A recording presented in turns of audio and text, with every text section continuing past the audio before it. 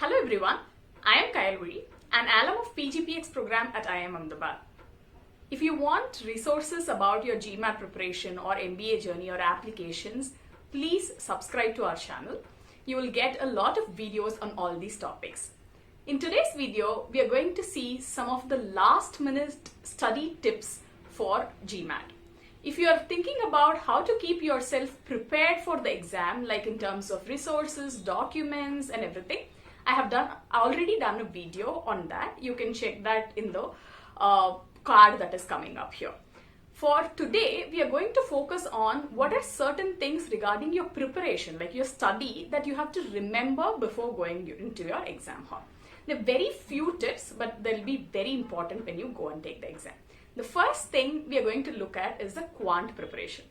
In the quant section of your GMAT, please keep in mind, this is a very important thing to keep in mind, that you need not solve every question to the last answer. This is very tempting for us to do because of our education and background.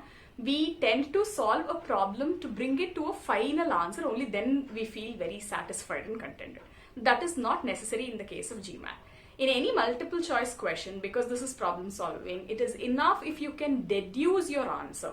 It could be through any method, like method of elimination, eliminating the wrong choices that you know already, and coming to a roundabout answer, not the exact accurate answer also is completely fine, as long as you are able to eliminate the other answers. So remember, not the answer till decimal point is important. As long as you're able to deduce one of these choices, you're completely fine. The second thing is sometimes we tend to forget the choices in data sufficiency questions. So all the answer steps are going to be the same, as in the answer choices are going to be the same in the exam. So remember what is A, B, C, D. I mean that order, and that will help you to eliminate some of the choices. So these are two tips in terms of quantitative aptitude. The second thing that I'm going to, second section that I'm going to talk to you about is verbal. In terms of verbal, one section every one of us almost struggle is the sentence correction part. To focus on sentence correction, I would say first remember, you would have done a lot of problems and everything, but before the examination, once think about what are your usual mistakes. If you can go through your error log and check what you have, missed most of the times, it will be really helpful. And also revise in your mind what is parallelism, because parallelism is one part where we, often tend to make mistakes. The next thing is about modifiers. Which part of the sentence modifies which, part. That is something that you want to really focus on.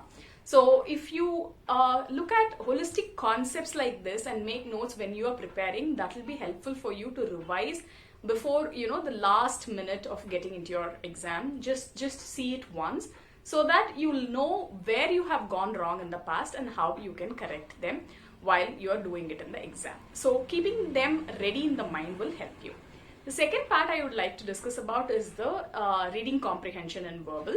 So for reading comprehension, you would have had different strategies while you have practiced. If it helps, once you see the passage, skimming it quickly, right, before you look into the questions will help you get a feeler of the passage, and then read the questions and look for exact answers for those questions in the passage again.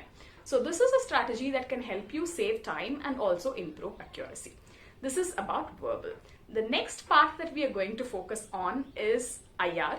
In IR, something that you need to remember is there is no partial correct and partial wrong. So focus on getting every part of the question right. And in IR, more than anything else, your attention to details is very important. So focus on every single axis and what is the unit given in everything, right? Because you don't make careless mistakes in IRs, but they have set traps for you to fall in if you are not very careful, right? So that is something that you have to focus on when it comes to IR. The last part is AWA. If you're taking an online GMAT, you're not going to do an AWA. But if you're writing in your test center, for AWA, even 2 hours of preparation is completely enough. If you want to know how to do it, I have a video again in my channel. I'll give you the link. You can actually watch that video. But If you haven't, this is if this is your last minute and if you hadn't made a template for your AWA, please make your template ready. Whatever question is going to be asked, you are going to write about like 100 words of this template in the exam, whatever may come.